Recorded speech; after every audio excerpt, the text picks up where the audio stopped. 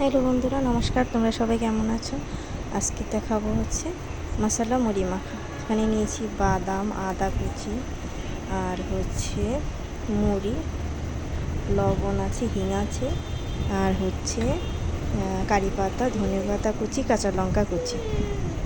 এখানে কড়াইতে দিয়ে দিব আমি সর্ষের তেল।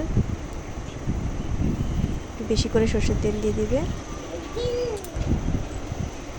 এখন বাদামগুলোকে ভেজে নেব।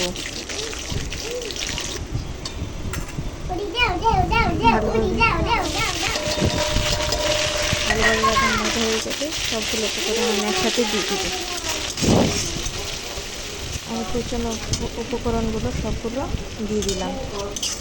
এখন এগুলো ভালোভাবে ভাজা ভাজা হয়ে গেলে এখন আমি দিয়ে দেবো একটু হিং। হিং হাফ চামচ এমন দিলেই হবে, হাফ চা চামচ। আর এই মুড়িটা মাখছি তো এখানে দিয়ে দেবো লবণ, শুকনো লঙ্কার গুঁড়ো, হলুদ গুঁড়ো দিয়ে ভালোভাবে নেড়ে নেব। ভাজা ভাজা হয়ে গেছে দেখো। আর 4 থেকে 5 জন এই মুড়িটা খেতে পারবে, সেই পরিমাণ নিয়েছি আমি। এখানে দিয়ে দেবো মুড়িগুলো দিয়ে ভালোভাবে এটাকে ভাজা ভাজা করে নিতে হবে।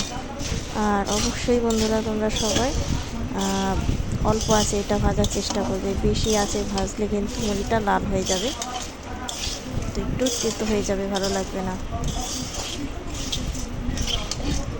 তোমাদের যদি ভিডিওটা ভালো লাগে অবশ্যই সাবস্ক্রাইব করে দিও, কমেন্ট করো, লাইক করো। এখন হালকা ভাজা হয়ে গেছে, আমি এতে একটু চিনি দিয়ে দেব। সামান্য পরিমাণ চিনি দিয়ে দেবে, হাফ চা চামচ।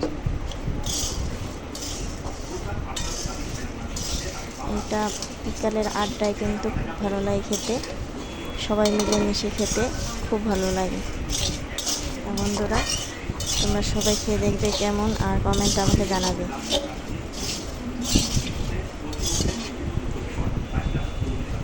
একটু নাড়াচাড়া করে এখন আমি নামিয়ে নেব।